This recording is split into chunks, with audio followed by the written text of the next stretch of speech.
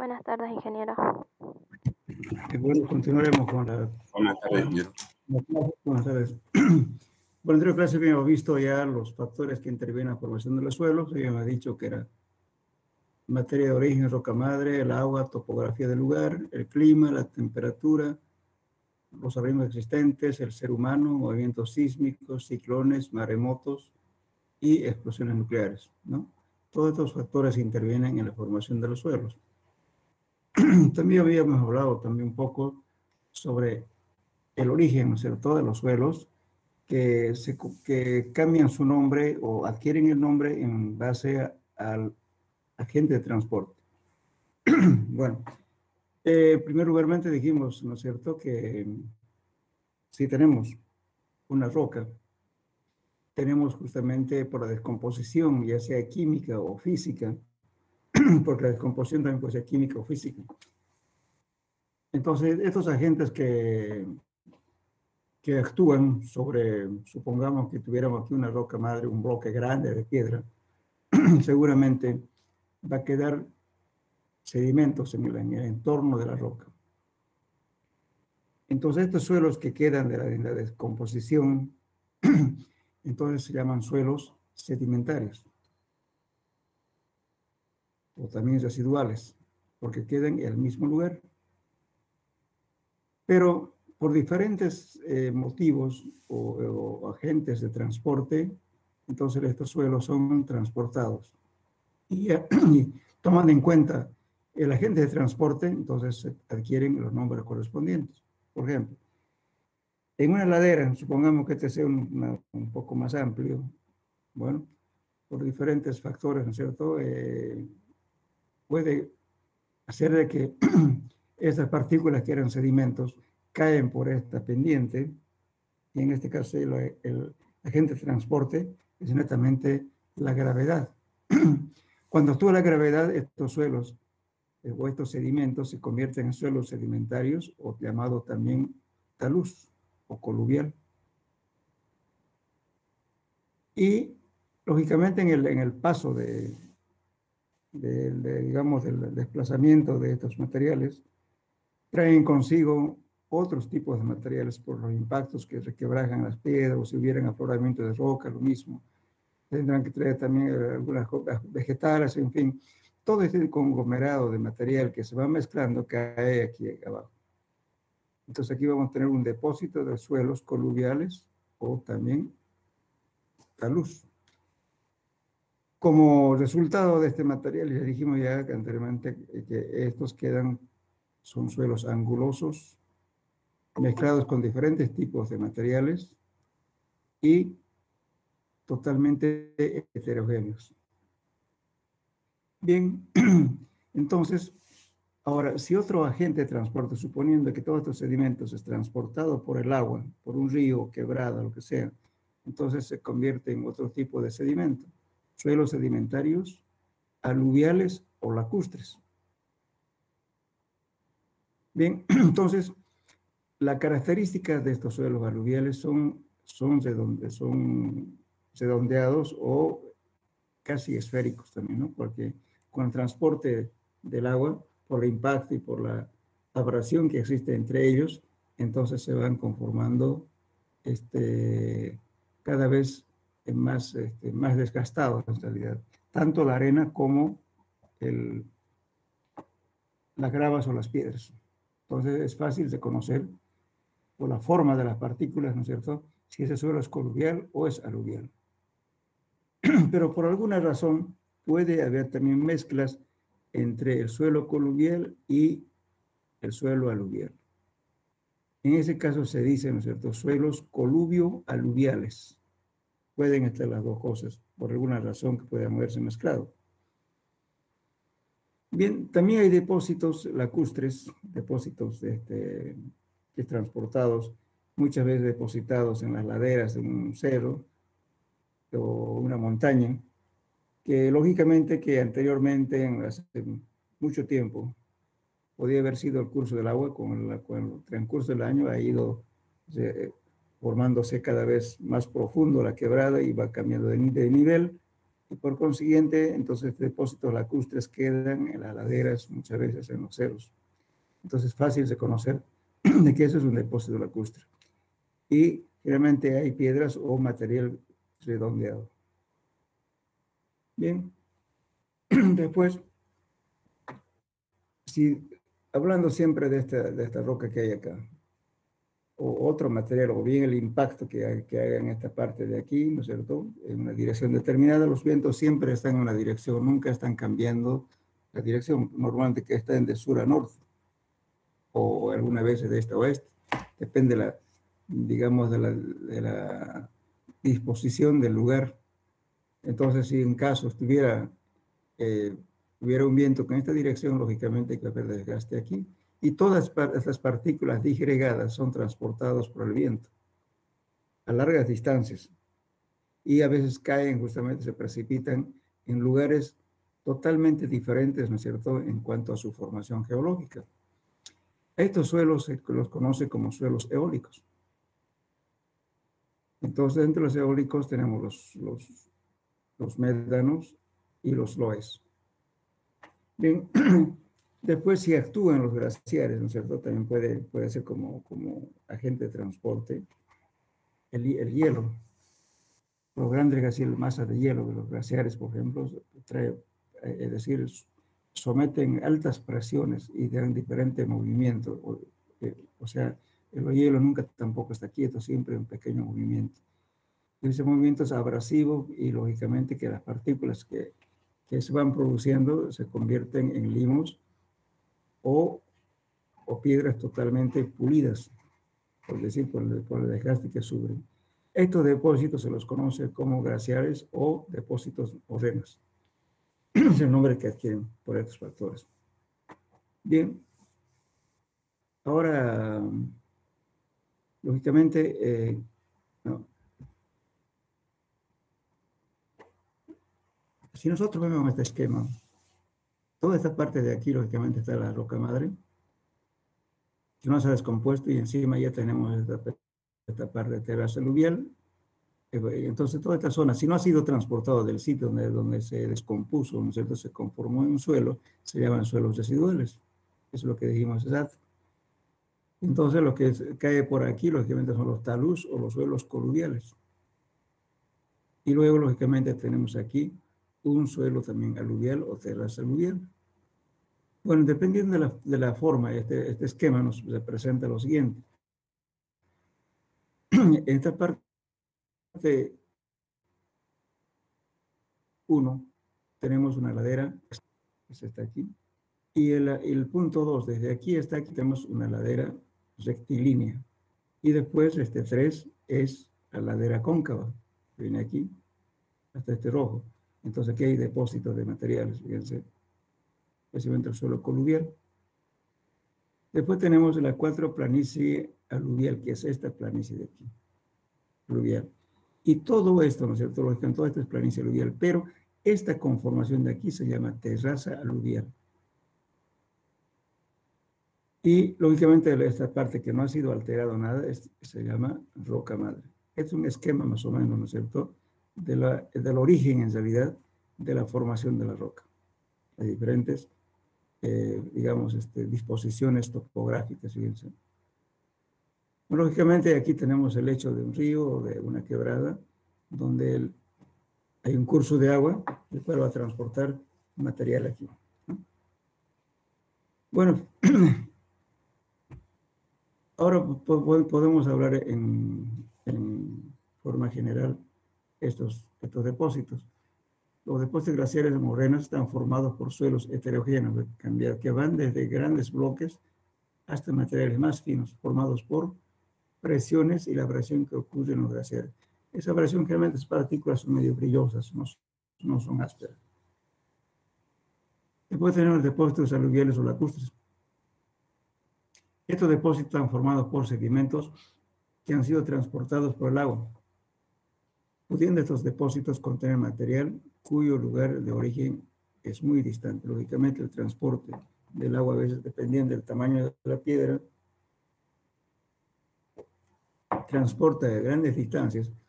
Lógicamente, en su paso, todas las partículas finas o sea, el movimiento del agua ocurre en tres etapas, ¿cómo lo puedo decir? De tres formas. Uno, si tenemos pendientes, ¿no? Ya sea pequeñas o generalmente, todos los sedimentos aunque sea una pendiente, entonces toda la parte fina es transportado por la parte superior del curso de un río. Y al medio tenemos ya partículas un poco más pesadas, como la arena o el limo. Y por debajo, lógicamente, ya pasan las gravas y las piedras. Pues toda la parte superior están conformadas por suelos finos, partículas intermedias y partículas más gruesas. Lógicamente, por eso, cuando transporta el agua a los grandes bloques, hay impactos, ¿no es cierto?, que está yendo debajo del lecho del río. Entonces tiene en tres posiciones diferentes de lo que transporta el agua. Por eso cuando se hacen muestreos para determinar el tipo de sedimentación que causa un curso, suponiendo que estamos haciendo un estudio para una represa, hay que hacer un estudio. Entonces hay que tomar muestras, ¿no es cierto?, de la parte superior, del medio y de abajo, qué tipo de sedimentos lleva. Y la cantidad de sedimentos que lleva para poder calcular la colmatación de la represa. Entonces, eso se muestrea eso en las diferentes épocas del año. Bien. Después tenemos los depósitos, los vientos. Pueden arrastrar partículas como la arena gruesa, limo o arcilla. Y transportan a grandes distancias, ¿no es cierto?, con características totalmente diferentes del lugar donde esté, digamos, el depósito de un suelo de origen eólico. Entonces, la formación por arrastre del viento, se forman los lobes, que son depósitos eólicos construidos por la mezcla uniforme de arenas finas, cuarzosas, con algo de feldespato y limos, estructurados en forma abierta o algo cohesivo. Después tenemos los médanos, son conglomeraciones de arena suelta que fue arrastrada por el viento a poca arcilla y que se vio detenida por algún obstáculo natural del terreno, formado generalmente por arenas cuarzosas y algo de mica. Bien, pero ¿qué ocurriría, por ejemplo, en esta cosa de que vamos a hablar un poquito acá? Supongamos que esta planicie aluvial hubiera sido, digamos, ¿no es cierto?, aquí un depósito, una depresión topográfica. En la depresión topográfica, lógicamente, que muchas veces, ¿no es cierto?, está actuando, fíjese, el viento. Y el viento, lógicamente, va a transportar grandes distancias y posiblemente las partículas se van a quedar en un espejo de agua. Vulgarmente llamando, en un curiche, una laguna. Entonces, ¿qué pasa? Esas partículas justamente son recepcionadas por el espejo de agua. La parte vegetal, como sea hojas o otras partículas orgánicas, también vienen y se depositan aquí. Bueno, todas ellas van a estar flotando en una especie de un espejo de agua sobre el agua. Y no se precipitan porque son las partículas finas, digamos, del transporte del viento tan fino que a veces no se llega a precipitar. O la crecida de un río que también puede rebalsar por un cauce, una avenida máxima. Entonces, también quedan agua turbia. Entonces, estas partículas están latentes, están en suspensión y no se han precipitado. Como son tan finas, resulta que escapan a la ley gravitatoria, lo que llamamos comúnmente al movimiento newtoniano. Entonces, esas partículas, ¿no es cierto?, finas que escapan a la gravedad, están dentro de otro tipo de movimiento que se llama movimiento browniano. Estas partículas que están suspendidas, suponen que aquí tenemos un pozo, con el tiempo, ¿no es cierto?, al humedecerse, empiezan a actuar justamente, hay una atracción molecular entre las partículas de agua con las partículas de arcilla o del suelo. Si es arcilla, lógicamente son placas, ¿no es cierto?, que están dispuestos en polo opuesto con las partículas de agua. y por consiguiente hay atracción. Eso entonces forman flóculos. Y los flóculos son partículas que ya se han unido por esa adherencia que hace que ocurra el agua, y como son más pesados, entonces se precipitan abajo. Y lógicamente también la hoja descompuesta que estaba flotando, qué sé yo, también cae abajo. Entonces hay una mezcla de la parte inorgánica con la parte orgánica. Ese tipo de suelo que se tienen ese origen se llaman margas o también caliche. Lógicamente aquí no está, en líneas generales casi no hablan casi la mayoría de la gente esto, ¿no? Pero sin embargo eso. Y que la característica entonces de las margas generalmente son colores bien caprichosos. Usted puede encontrar una arcilla, un material, ¿no? Arcilla y limo, medio color, medio azulado, otra medio verduzco, o rojizo, o amarillento, en fin, dependiendo justamente del material que trajo el viento y también la parte orgánica del lugar y otros elementos, ¿no? Que se van mezclando y forman un conglomerado de la parte orgánica e inorgánica. A veces estos suelos se utilizan justamente para, para realizar, utilizan en la agricultura como abono y también justamente es un material ideal inclusive para fabricar cemento, porque al final cuando se descompone ya son arcillas. Entonces, ¿qué es el cemento? No es más pues que la arcilla con una cierta cantidad de contenido químico, ¿no es cierto? Y sometido a una temperatura alta se convierte en clinker, y el clinker molido mezclado con Portland. Entonces, lógicamente que a veces uno puede equivocarse, ¿no? A veces cuando está seco esos materiales son duros, pero lógicamente si usted tiene humedad o somete a un golpe, que se fractura o se humedece y se convierte en arcilla. Bien, entonces ese tipo de suelos son los que abundan en la naturaleza, ¿no? Por eso es importante. Ahora, por ejemplo, lógicamente, vamos a hablar, seguramente ya hablaron en geología, supongo. A ver, ¿alguien puede decirme qué características tiene, por ejemplo, la, la limolita? ¿Saben qué es limolita?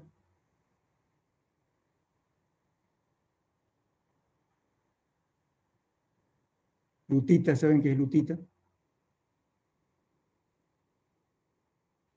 Hola, hola. Ingeniero, no sabemos qué. Ya. Bueno, en geología tienen que haber aprendido eso. Bueno, vamos a hablar lo siguiente. Depende de todo. Normalmente, ¿no es cierto? Cuando la lutita, mejor dicho, cuando la arcilla empieza a cementarse, no estoy hablando de cemento Portland, por favor. La arcilla es un material aglutinante o cementante que se une entre ellas o también puede adherirse a otras partículas mayores.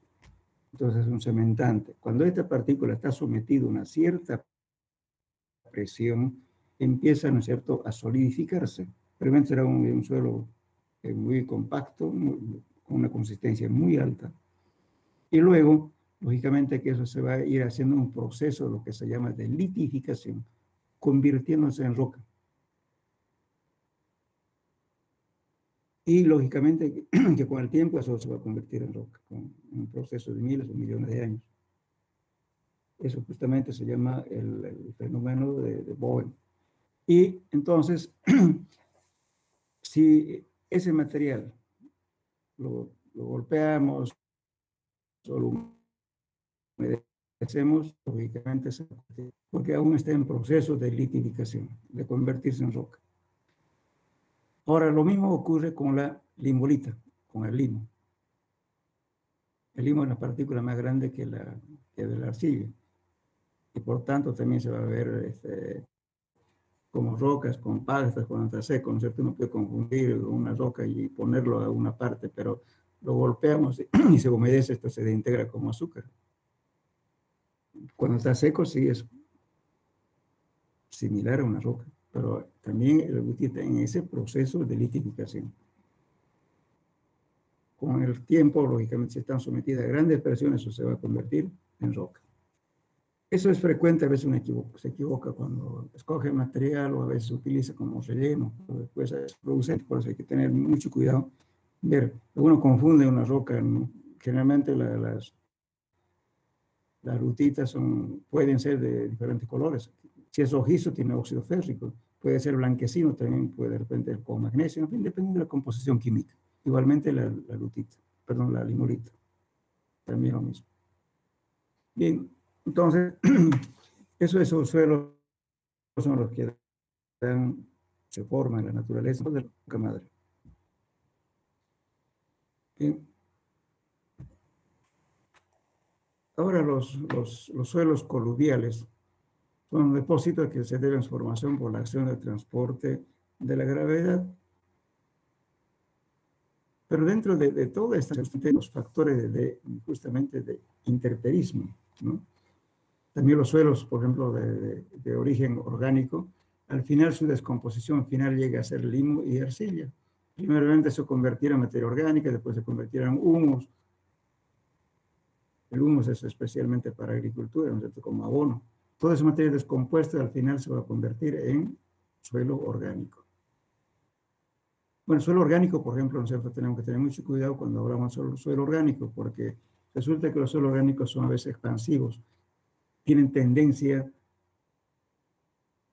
a deformarse, ¿no es cierto?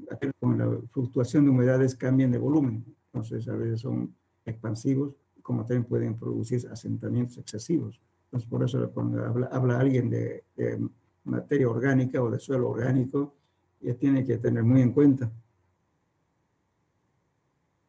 Porque se está fundando, por ejemplo, un puente y tiene una capa de orgánico de 1 metro, o sea que se va a bajar varios centímetros. Entonces eso hay, ya cuando se nota eso, entonces hay que tomar muy en cuenta para recomendar que se tomen medidas precautorias para las fundaciones.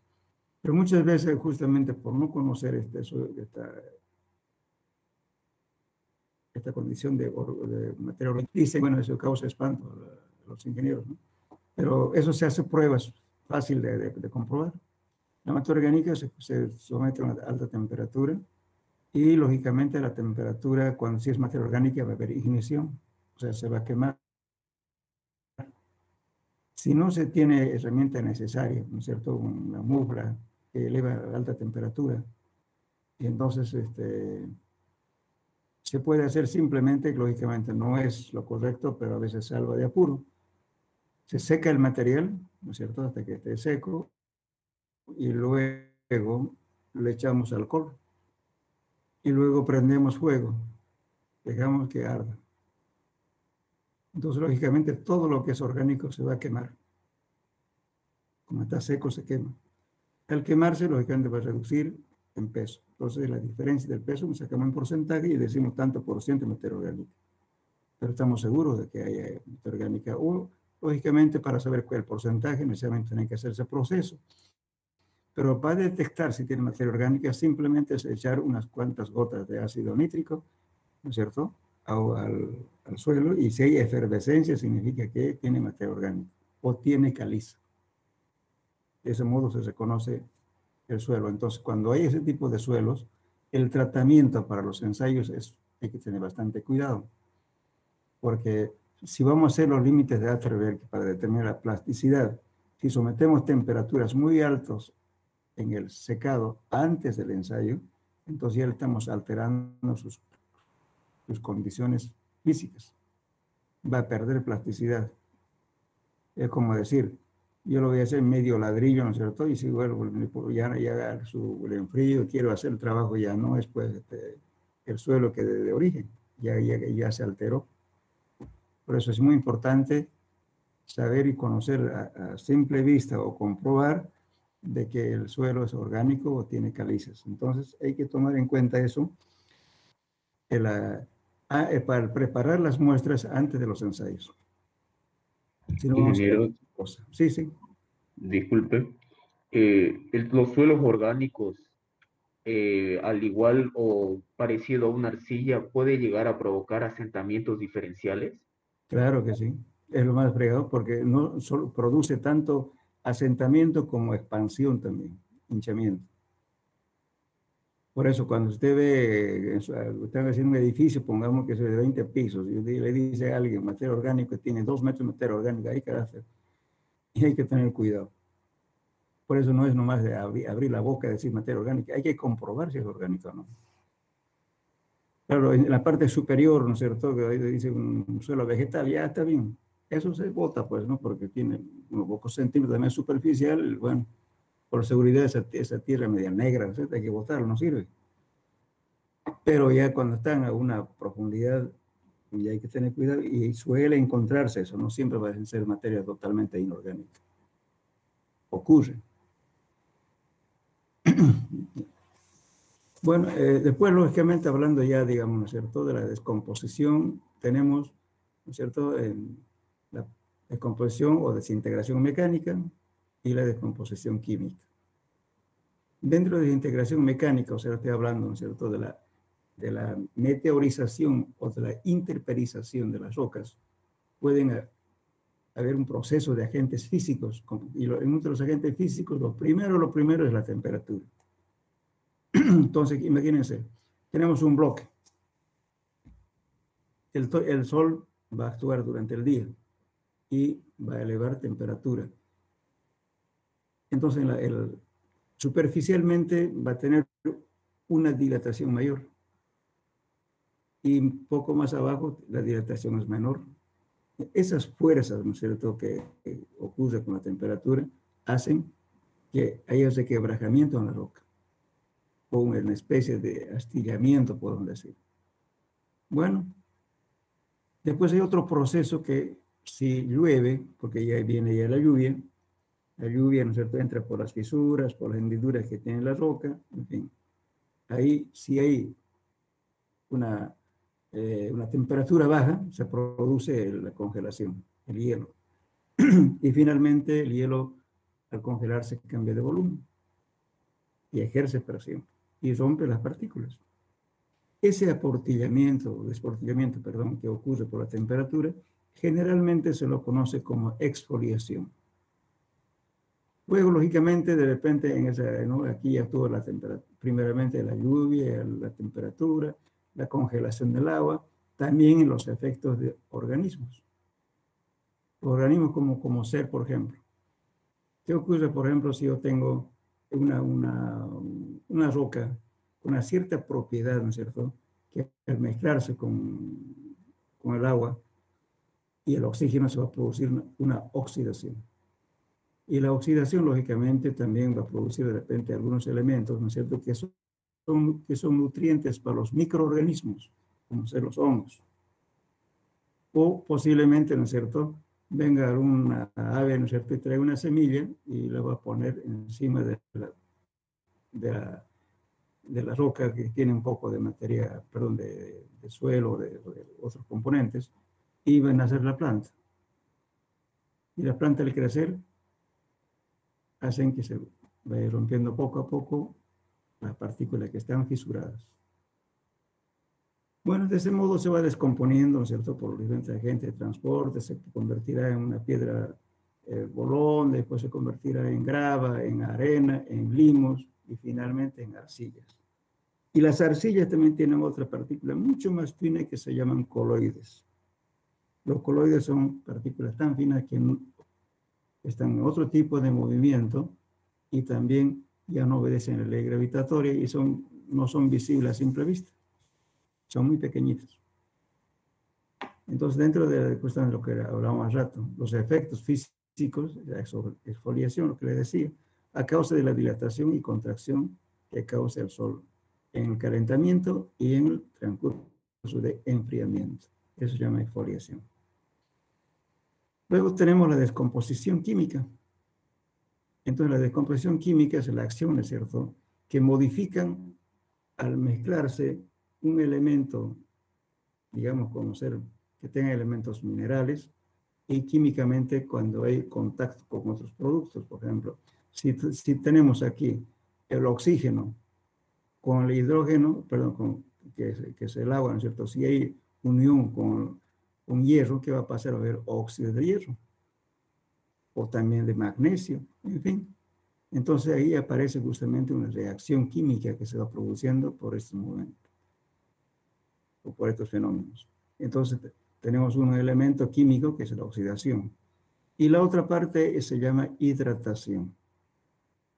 ¿Qué es la hidratación? La hidratación, por ejemplo, para que nos entendamos. Si yo tengo sal en estado sólido, eso se llama sal anhidro. Cuando está en estado sólido se llama anhidro. Y si la sal le pongo un vaso de agua, se va a convertir en salmuera, ¿verdad? Esa se llama sal hidratada. Es el proceso de hidratación. Si la salmuera yo la saco otra vez el agua, otra vez va a quedar sólido. Va a quedar la sal.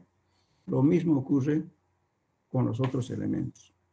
La carbonatación también es similar al caso de la hidratación, pero resulta que hay una descomposición justamente por el contacto del agua y del oxígeno.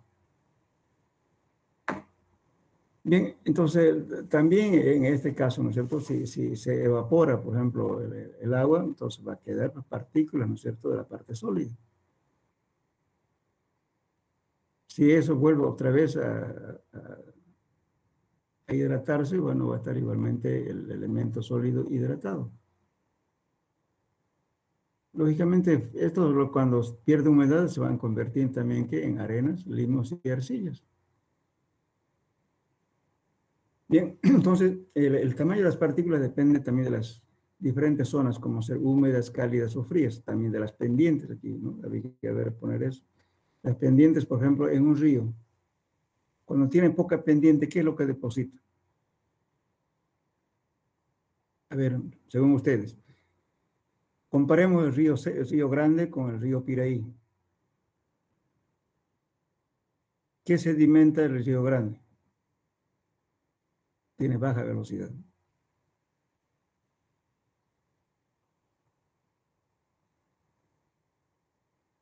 ¿Nunca se han fijado? ¿No es piedra?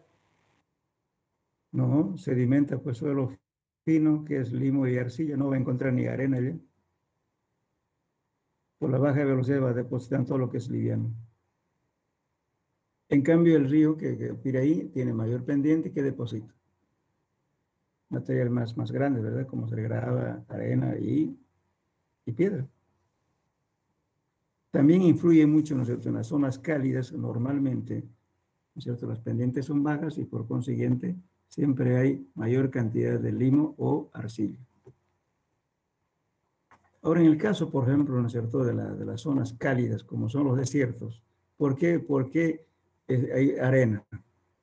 Porque justamente la temperatura cambia bruscamente en la noche. En el día pues está posiblemente hasta 50 o un poquito más grados centígrados de temperatura. Y a veces en la noche está menos 10 o menos 5 grados y además seco. Entonces, todas las partículas sólidas que eran grandes se han convertido en arenas. Bien, ahora también dependiendo, digamos, del tamaño de las partículas, ya se normalizó. Estoy hablando de las normas. Las normas en suelos como en otros materiales, ¿no es cierto? Hay las normas ASTO, las normas ASTM, las normas DIN, las normas NBR, las normas, en fin, de todo, la norma IRAN, los argentinos, en fin. Hay varias normas. Y esas normas han puesto, digamos, sus valores referenciales para decir grava, arena, limo o arcilla. Esto que ven aquí, estos tamaños, están sacados justamente de la norma ASTM. La grava se considera cuando tiene de 720 milímetros a 2 milímetros. Se dice arena cuando tiene el grano más fino de 2 milímetros a 0.05 milímetros de diámetro. Los limos de grano fino de poca presión pueden ser orgánicos o inorgánicos, con diámetros que varían de 0.05 a 0,005 milímetros. Y las arcillas son todas partículas menores a 0.05 milímetros. Lógicamente las arcillas tienen plasticidad y tienen cohesión. Pero sin embargo, cuando hay alguna falla geológica donde hubo fricción o polvo de roca, ¿no? Entonces muchas veces pueden llegar las partículas mucho menores que esto, pero no tienen plasticidad. Pero esos son casos muy excepcionales. Porque generalmente todos estos suelos de este tamaño tienen plasticidad y tienen cohesión. Lógicamente después ya nos llamamos nosotros, ¿no es cierto? Las piedras. Aquí nosotros hablamos mucho de las piedras bolones, que son piedras bolones, bloques que tienen 30, 40 o más centímetros, ¿verdad? Son bolones. Después hemos dicho ya que viene la piedra manzana. Fíjense, dentro de la norma no existe la piedra manzana. En cambio nosotros la hemos clasificado, pero no hemos normado. Piedra manzana, que son piedras que varían más o menos de 10 centímetros para abajo, ¿no es cierto? De 5, etcétera. Son piedras pequeñas, le hemos llamado manzana. En cambio aquí le estamos llamando grava, fíjense. Si lo convertimos esto es en milímetros, en centímetros, ¿cuánto sería? Dividimos entre 72.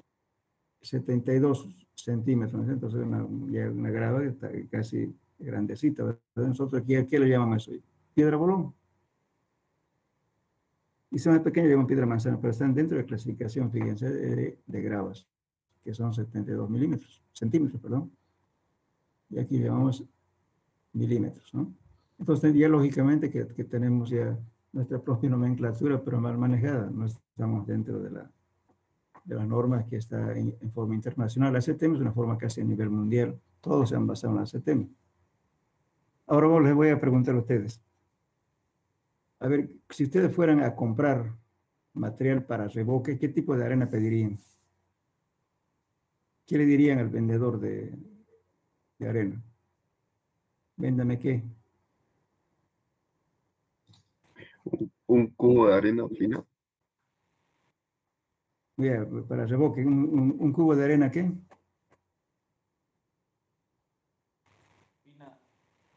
Arena fina, ingeniero.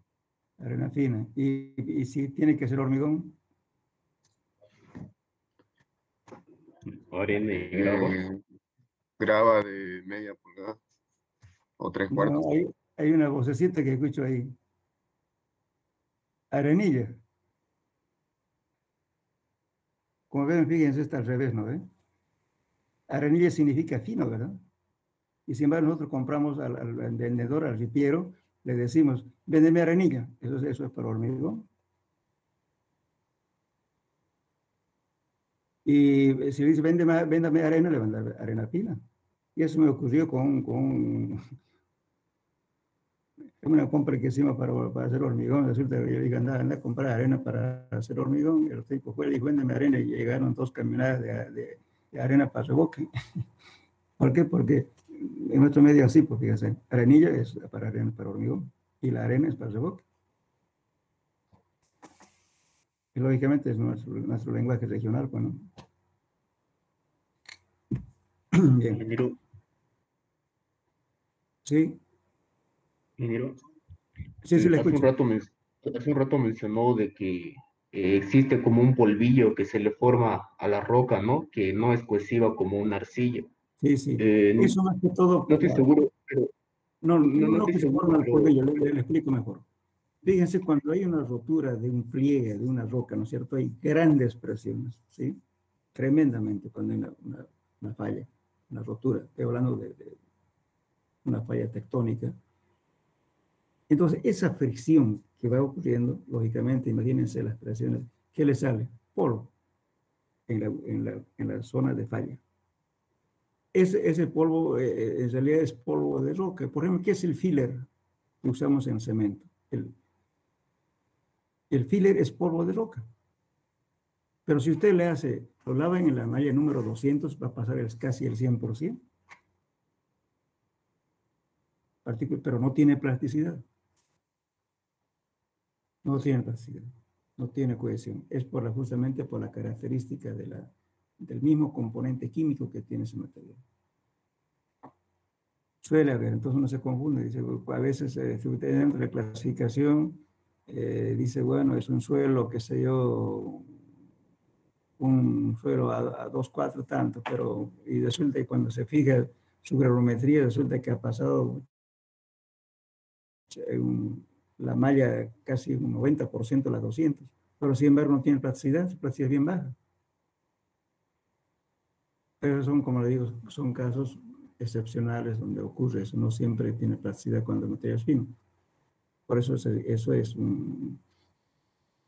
Ahí justamente el laboratorista se equivoca, porque resulta que está haciendo el índice plástico, perdón, el límite plástico, y no puede hacer que el rollito tenga 3 milímetros, como se cansó, entonces ya lo pone. Pero sin embargo, ese le va a dar, cuando ya hace índice de plasticidad, es igual al límite líquido menos el límite plástico. Y le va a dar negativo, y no puede ver nunca negativo con límite índice plástico. Porque justamente es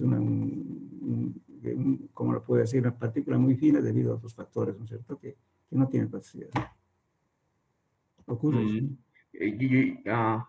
Vaya, yo creí que se refería hay una especie como de polvillo que se le forma a la grava, y en materiales de construcción nos decían que si no se lo lava bien ese polvillo que tiene la grava, el hormigón al final va a ser, se va como a desintegrar más rápido. Sí, ese polvillo que dice usted, ¿sabe a qué se debe?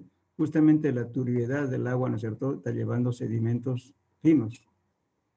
Y lógicamente, como no lo lavan bien el material, entonces cuando se seca, se produce polvo. Pero eso es contraproducente. Porque además de eso, si estamos utilizando canto rodado, o sea, material de río, nunca va a estar totalmente redondo. Siempre tiene hendiduras o una superficie irregular.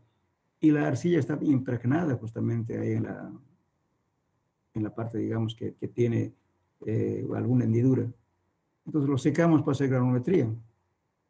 Resulta que cuando hacemos granulometría, ¿qué ocurre? Esa partícula no se desprendió, la arcilla está bien pegada al material, en este caso a la grava. Entonces, bueno, damos una curva falsa.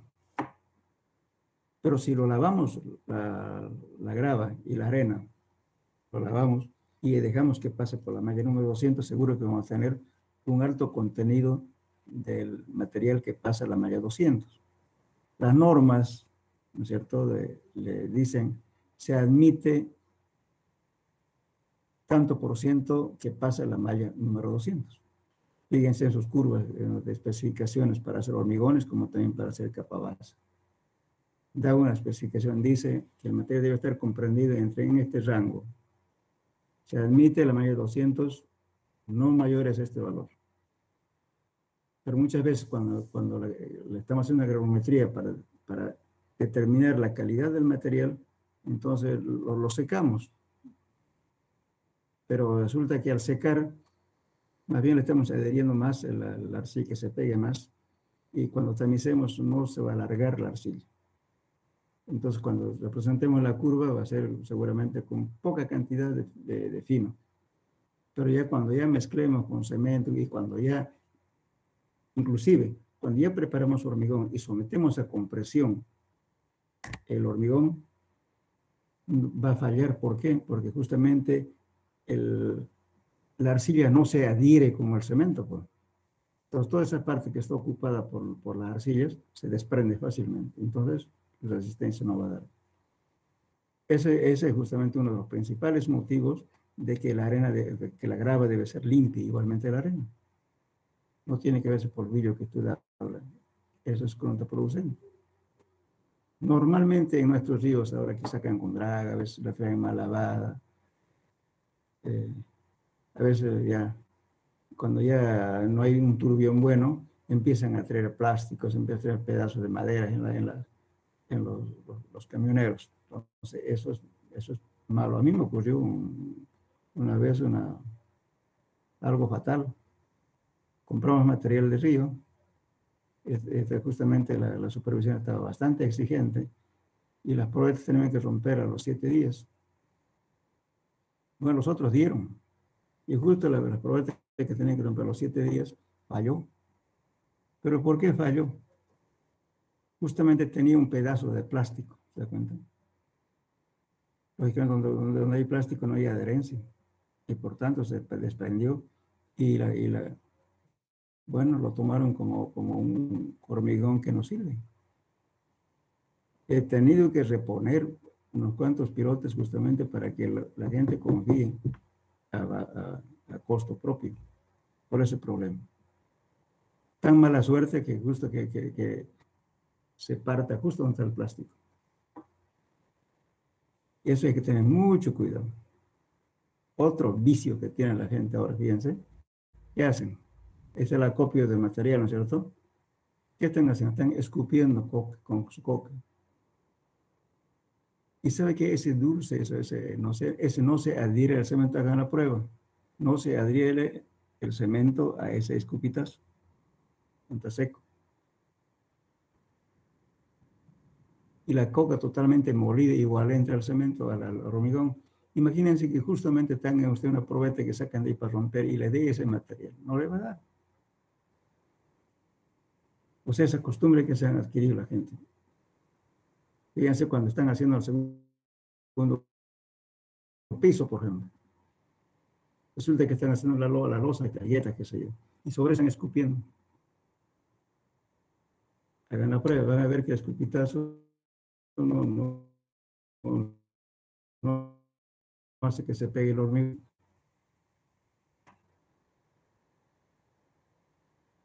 Hay que preferirla. Porque pecadilla de herencia, no.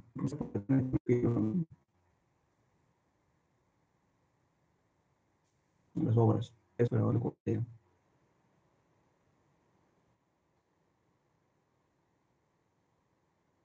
y entonces esa cosa La piedra supera los 720 milímetros, ¿se la sigue considerando grava o ya le dicen es piedra? grande, son 72 centímetros de grande. Y ahí llega a ser un bloque. Por eso a veces cuando uno hace una descripción, preferible hablar de clastos.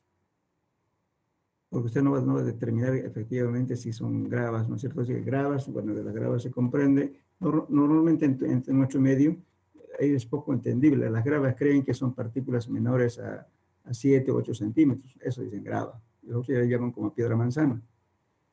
Y ya que si es 70 centímetros ya es piedra bolón para nosotros. Ya no es grava, pero sin embargo esta clasificación, fíjense, está tomando en cuenta 72 milímetros todavía como grava. Listo, ingeniero. Y creo que cuando es más bajo que arcilla, creo que hay otra pequeña denominación que le dicen coloide, ¿no? Que es más pequeño. Claro, es justamente en las arcillas. La arcilla tiene una partícula, ¿no es cierto? Estamos hablando aquí que todas las partículas menores a 0.05 milímetros son arcillas.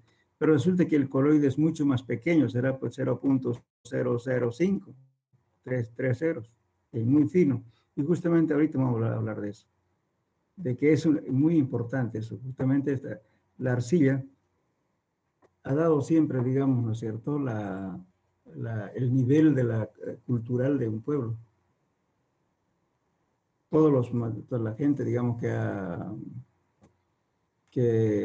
hecho algún trabajo, ¿no es cierto?, bien elaborado en arcilla, ha tenido alto desarrollo. Y hasta ahora nos sigue mandando eso.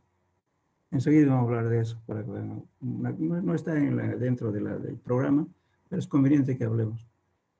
Ahora, si eso lo han elevado en materia de construcción, entonces no lo tocamos, no perdemos tiempo, pero de todos modos voy a decir de qué se trata. Bien, aquí estamos hablando justamente de los minerales constituidos de la arcilla, fíjense. Justamente para que entremos a esto, anoten dos preguntas que les voy a hacer para complementar sus tareas de investigación. Anótenlo, por favor. ¿Qué son materiales no minerales, no metales? ¿Qué son materiales no metálicos? ¿Y qué son materiales metálicos?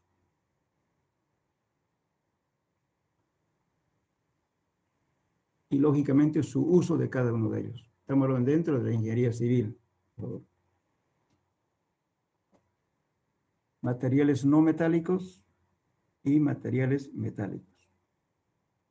Y usos dentro de la ingeniería civil.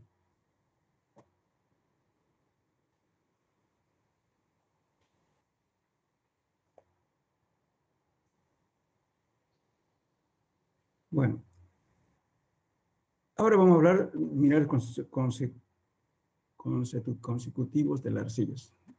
A ver, constitutivo, aquí está mal escrito, constitutivos, hay un error acá. Materiales constitutivos de la arcilla.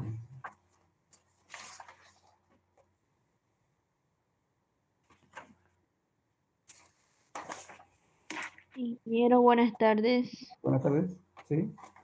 Yo acabo de adicionar la materia y no me han querido agregar al grupo sin antes presentar mi boleta de inscripción. Y acaba de mencionar usted que hay una tarea de investigación. Solamente esas dos preguntas que di ahorita, esas son las de investigación. No he dado todavía, como todavía no tenemos definido al auxiliar, pues resulta que yo a través del auxiliar vamos a comunicarnos y van a dar su tarea, van a entregar su tarea a él. Entonces, hemos tomado el examen y no les di las notas todavía porque fui a recoger el formulario para las inscripciones de ellos, pero no me quisieron entregar ahí porque había problemas de salud, creo, en la cercanía de la cadera. Por eso no me lo dieron. Entonces yo creo que ahora voy a corregir y mañana yo creo que ya van a tener su ayudante. Entonces no se preocupe todavía, no se preocupe. Bien. Entonces los minerales constitutivos de las arcillas están conformados por diferentes tipos de minerales, principalmente silicatos, que se encuentran en las rocas ígneas y metamórficas. ¿Qué es una roca metamórfica? ¿Alguien puede decirme?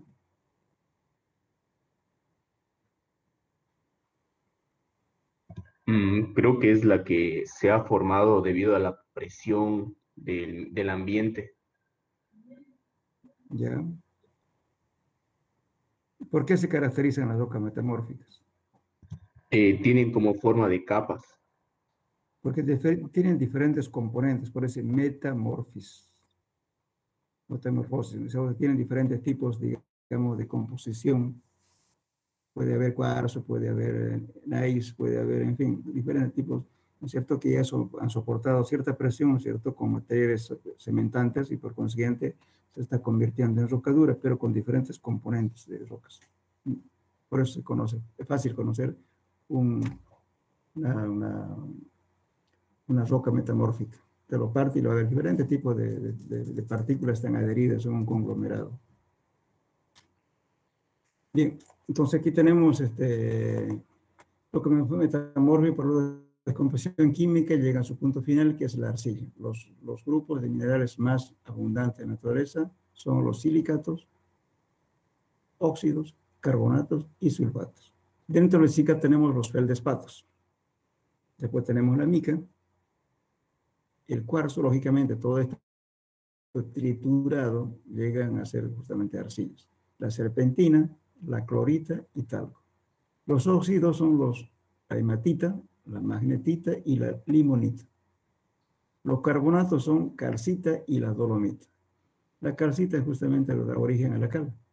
La dolomita también da origen a la cal dolomítica. Cuando están sometidas a temperatura, la quema de temperatura, después se hidrata y tenemos la cal. Tenemos los sulfatos. Los sulfatos son anhidrita y yeso. Bien, luego, dentro de su estructura, ¿no es cierto?, de estos suelos, tenemos en la naturaleza, ¿no es cierto?, dos estructuras que predominan, que son la alumínica y la estructura silícica. La estructura alumínica es un átomo de aluminio rodeado por 6 átomos de oxígeno. La estructura silícica es un átomo de silicio por 3 átomos de oxígeno. Esta es la estructura que más prepondera en nuestro planeta Tierra. Todo está conformado por sílice, ¿no?, y aluminio. Bueno, entonces todas estas arcillas que hemos hablado, ¿cierto?, también tienen sus componentes químicos, por ejemplo. Aquí un ratito. Aquí estamos hablando de la calcita, dolomita y la anhidrita. Entonces, lógicamente, las composiciones químicas de las arcillas también hacen que varíe, ni por más que sea del mismo tamaño, pero puede variar físicamente por la composición química que tengan. No es lo mismo mezclar que la calcita, por ejemplo, tiene otro comportamiento y la hematita tiene otro comportamiento. Y justamente estos comportamientos los determinamos mediante la actividad. La actividad, la superficie de partículas sólidas de la arcilla posee una carga eléctrica negativa, fíjense, y depende de las características mineralógicas. Pues justamente la carga negativa, ¿cierto? Y la carga positiva que tiene el agua están dispuestos molecularmente en forma opuesta, carga negativa y positiva, y por eso justamente el agua hace que se pegue, el agua se pegue en realidad a la partícula sólida y conforman justamente los suelos plásticos o cohesivos por la atracción eléctrica que existe. Entonces, por eso cuando hacemos una estabilización del suelo, ¿qué estamos haciendo? Estamos cambiando de polaridad. Por eso ya estamos haciendo un intercambio catiónico. Estamos haciendo, ¿no es cierto? Los cationes son cargas positivas y los aniones son cargas negativas. Entonces, ¿qué estamos haciendo? Invirtiéndolo la carga eléctrica para que repela el agua. Entonces va a perder su plasticidad. Eso es estabilizar un suelo en forma electroquímica. Buscar un componente químico de tal modo, ¿no es cierto?, que le cambie de polaridad. Entonces, la carga positiva va a chocar con la carga positiva del sólido con el agua y por tanto se repele. Entonces no se retiene el agua, entonces va a perder, va a incrementar su permeabilidad y va a ser un material, digamos, menos plástico para nuestros fines como ingeniero civil. Pero para otros fines nos conviene también tener así altamente plástico, por ejemplo, para hacer represas, para hacer revestimiento de canales. O sea que utilizamos mucho este material en la vida práctica. Bien, entonces, lo que llamamos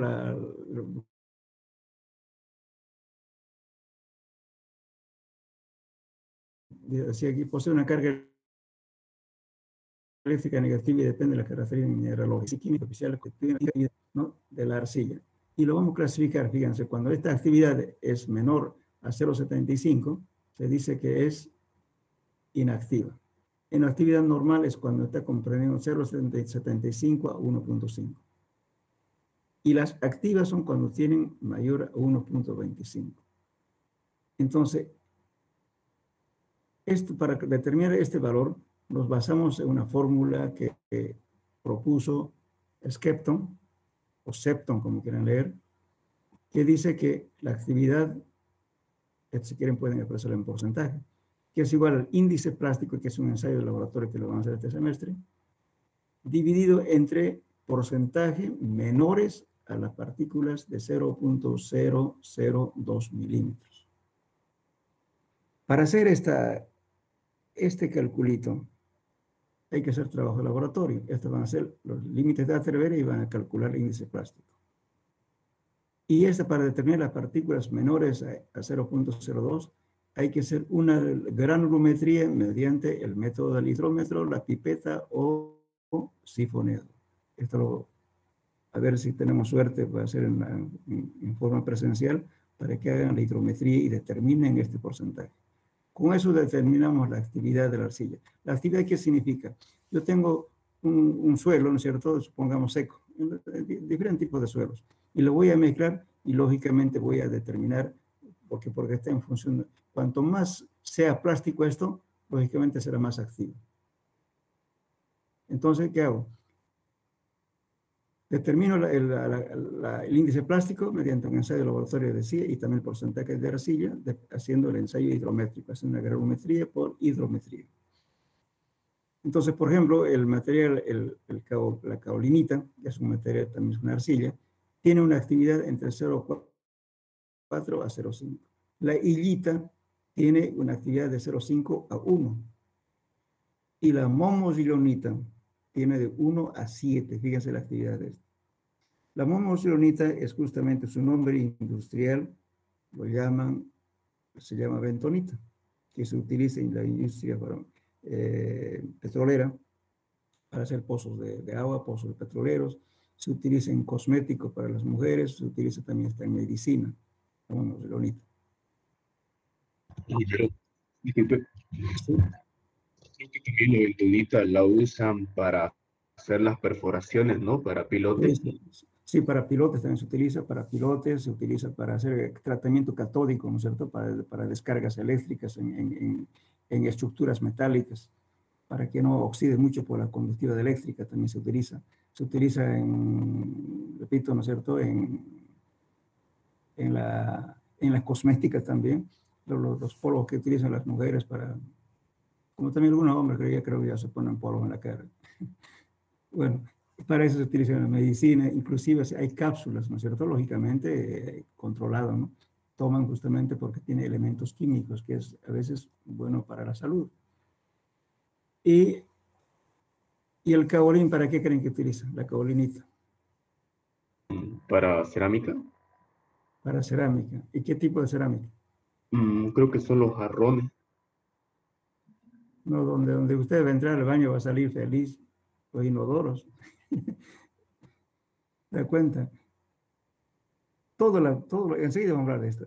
Todo el material que utilizamos en la construcción, ¿no es cierto? El material que da lujo a una casa es justamente a partir de este material de caolinita. Todos los utensilios de lujo. La monozolinita nos ayuda, como les digo, ¿no?, para en la industria petrolera, en pozos de agua, en tratamiento catódico, en medicina, en fin, en muchos utilización. Todas estas cosas justamente se llaman materiales no metálicos. Bien. A ver, tenemos tiempo. Unos 10 minutos. No está dentro del tema, pero vamos a hablar justamente de lo que decía los jóvenes, de las cerámicas. Dependiendo de la composición química, ¿no? Lógicamente, imagínense, si yo hiciera jarrón de esto, pucha, se me va se me va a deformar, ¿verdad? Cuando seque, ¿no es cierto? Porque es muy activa. Entonces, justamente para estas cuestiones, lo que comúnmente llamamos la loza, se utiliza un material que no es muy activo, como el caolín o la caolinita. Justamente apareció los famosos jarrones chinos, todo, ¿no es cierto?, en la dinastía Kaolin en China, hace miles de años. De ahí surge ese nombre de caolinita, y porque es de la dinastía de Kaolin, que eran famosos en sus utensilios que ellos tenían. Bien, vamos a hablar de dos cosas, entonces vamos en forma rápida, unos 5 o 10 minutos nada más. Primeramente vamos a hablar de la cerámica roja. ¿Qué es la cerámica roja? Te voy a hablar todo lo que utilizamos en la tecnología. Antes de entrar a la cerámica roja, vamos a hablar de qué se fabrica el cemento. De la arcilla, ¿verdad? De la arcilla con ciertos componentes químicos que tenga. Fíjense, con la suma, ¿no es cierto?, de diferentes elementos químicos que tiene que tener la arcilla para reunir esas condiciones para hacer cemento. Que hablan cemento Portland. Entonces, esta arcilla sometida, ¿no es cierto?, a temperatura, ¿no es cierto?, arriba de 1000 grados centígrados de temperatura, a través de un horno satelital que se llama que giratorio, se forma un clinker. El clinker es una roca artificial que estamos fabricándolo. Luego el clinker le sometemos a la molienda hasta que la partícula esté a 0.01 milímetros. Entonces, a ese polvo que hemos obtenido del clinker le ponemos yeso, se convierte en cemento Portland. Si le echo más yeso, se va a convertir en rápido fraguado o fraguado lento, dependiendo de la mezcla que haga. Bueno, es el cemento Portland. Y justamente, ¿por qué se necesita que también le llamamos cemento Portland, ¿no?, hidráulico? ¿Por qué? Porque necesitamos agua para que se endure.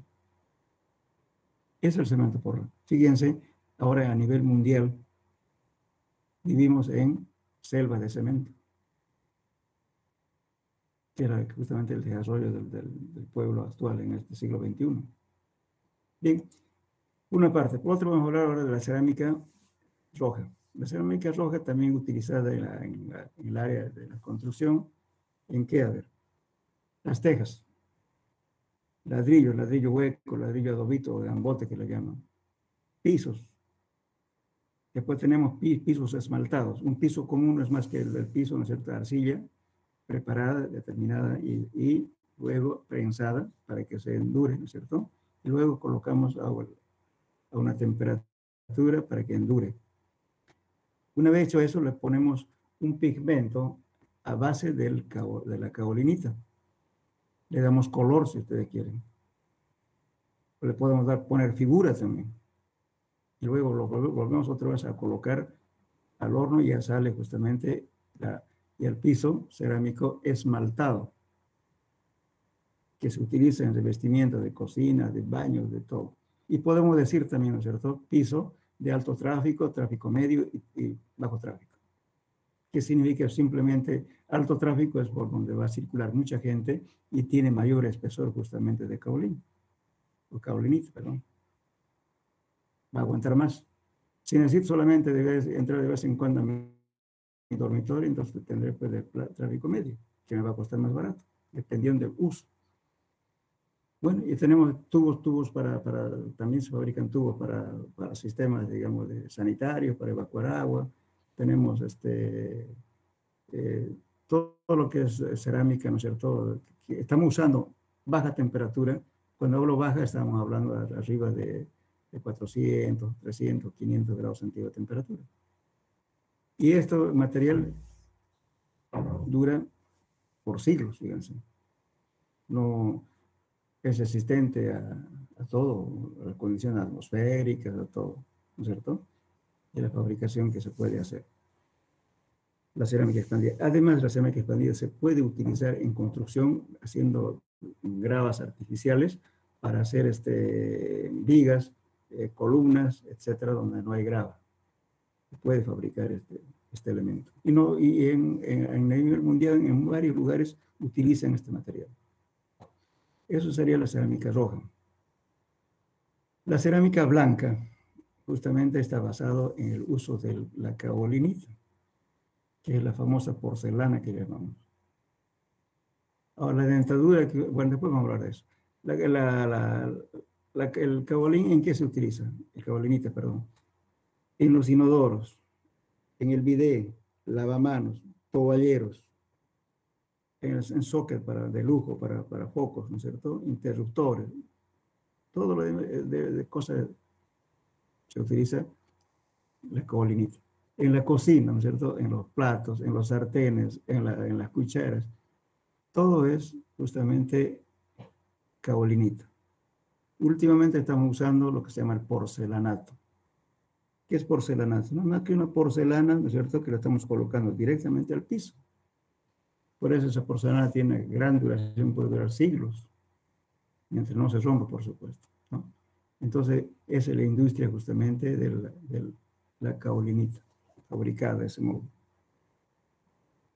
Bueno, después tenemos otra cerámica que la llamamos cerámica expandida. La cerámica expandida es una cerámica, como dice su nombre, una partícula se expande por diferentes factores. Uno, si tenemos una arcilla muy especial, una arcilla grasa, que con cierta temperatura se expande, al enfriarse se convierte en un elemento muy duro. Entonces, para tener, digamos, la cerámica expandida, estamos usando, ¿no es cierto?, alta temperatura, a veces de 800 hasta 1700 grados centígrados de temperatura.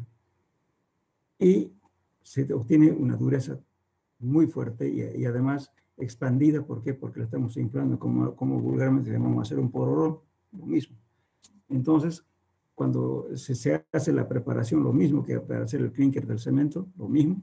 Entonces, solamente que al salir del horno, le dan un chorro de agua para que quede poroso. Por eso se llama expandida, se infla, crece. O en su defecto también en la masa de la arcilla, le echan el aceite reciclado, el aceite que sale de los vehículos, que se lo preparan con eso, de tal modo que haya justamente una ignición y que deje porosidad al material. Con ese material se pueden obtener elementos alivianados, ya sean vigas, columnas, hacer puentes de grandes luces, hacer hangares para aviones, porque su peso específico de ese material puede ser de 0,7 hasta 1,7. gramos por centímetro cúbico. En cambio, una grava, ¿cuánto tiene? 2.54 a 2.65 gramos por centímetro cúbico. Imagínense, ni la mitad del peso específico de una grava. Si usted va a colocar una viga en un puente, es una enorme viga, ¿no es cierto?, que tiene que soportar su propio peso y la sobrecarga.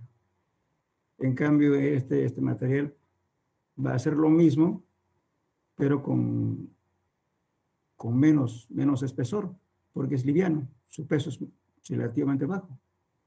Entonces, por eso se hacen grandes luces. Pueden hacer salones de exposición, entonces utilizan este material para hacer de la cerámica expandida. También se utiliza en agricultura. Por ejemplo, en plantaciones, ¿no es cierto?, de plantas ornamentales, qué sé yo, para mantener la humedad o lo demás, utilizan este producto.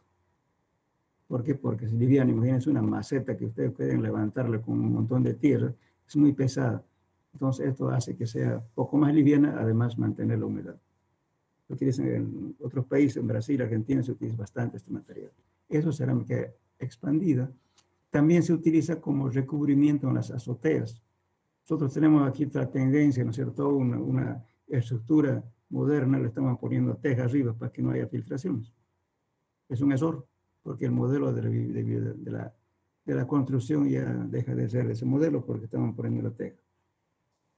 Entonces, para que no haya fisuración con la exposición al sol, entonces le ponen una cobertura de este material porque es muy liviano. Se utiliza en países desarrollados, en Brasil se utiliza bastante.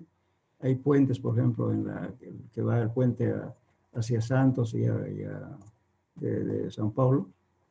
Hay puentes de grandes luces y columnas bien esbeltas. Están hechos justamente de cerámica expandida.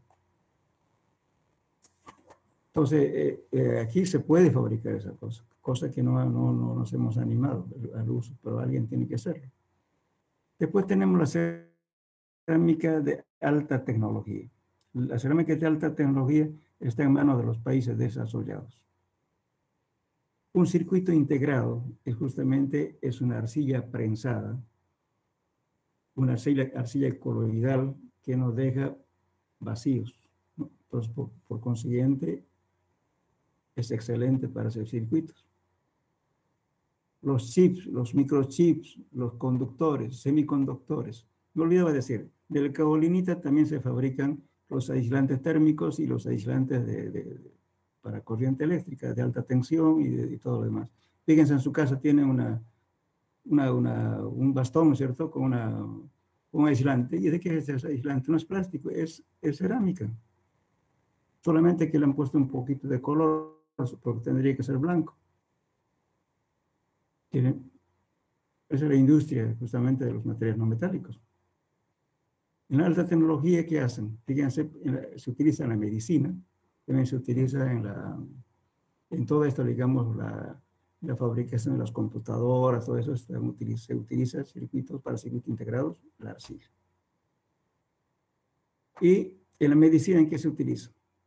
Uno, en la colocación de la dentadura. Antes se utilizaba amalgama de mercurio, que era una cosa ploma que le dejaba estéticamente feo, además causaba un arco voltaico, porque el cuerpo humano tiene corriente eléctrica, y por tanto, producción arco voltaica a la larga le hacía daño al cerebro. Ahora ya no se utiliza amalgama de mercurio. Tenemos una cerámica endurecido en frío, lo que le pone al dentista, le hace la dentadura, a veces le calza ahí, le hace medida y le pone un rayito, ¿no es cierto? Eso es una cerámica. Se utiliza en la fabricación de bisturís, de tijeras para los médicos, tijeras para la industria textilera. Utilizan a base de circonio. Hacen reposición de huesos. La tibia, si usted se rompió totalmente la tibia, la pueden fabricar y va a vivir bien porque se adecua para eso. La reposición, digamos, de lo que antes se rompía en la cabeza, bueno, le ponían un pedazo de platino. Ahora le ponen un pedazo de cerámica y encima le ponen un injerto de piel y el material que se utiliza para eso es similar al hueso humano. Entonces no hay rechazo.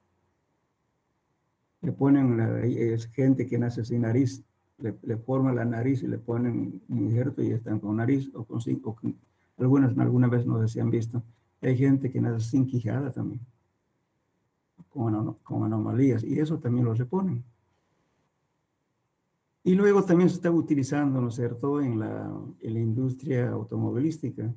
Los rodamientos, por ejemplo, de alta resistencia, esa cosa blanca, un rodamiento que es caro, eso es cerámica. Solamente que las bolas son de acero. Las bolas se van a gastar menos donde gire las bolas en un rodamiento. Luego, ¿en qué más se utiliza? En la fabricación de la diamantina. O sea, el hombre llegó a fabricar el diamante de bajo quilataje, de baja resistencia. Con eso justamente se produjo, digamos, los costos más económicos para la industria petrolera, la diamantina. Y ecológicamente, si la roca es muy dura, entonces se utiliza diamante de alto quilataje. Impregnación de diamante.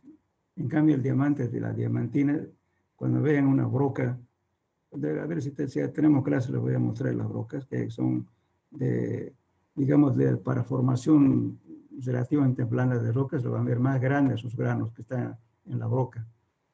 Pero si es para una roca dura, ni lo van a ver el diamante porque está impregnado. Son cosas muy chiquititas porque es de alto quilataje.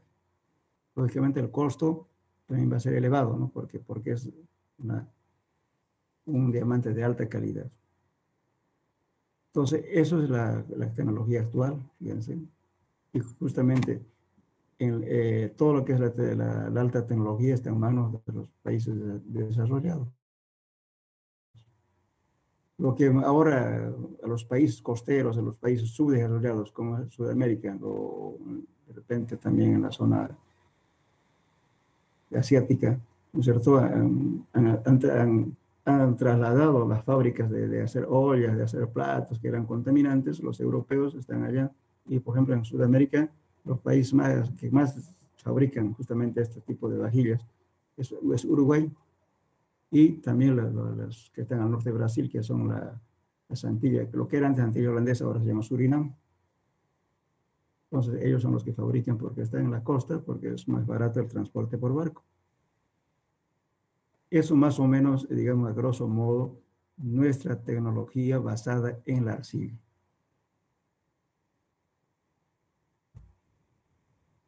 No sé si tienen preguntas.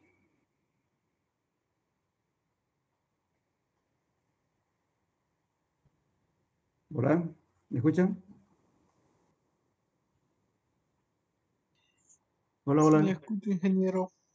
Bueno, ya creo que tienen clase seguramente. Bueno, dejaremos acá para la próxima clase, por favor. ¿Ya? Bueno, gracias por escucharme. Ingeniero, hasta Hasta luego. luego.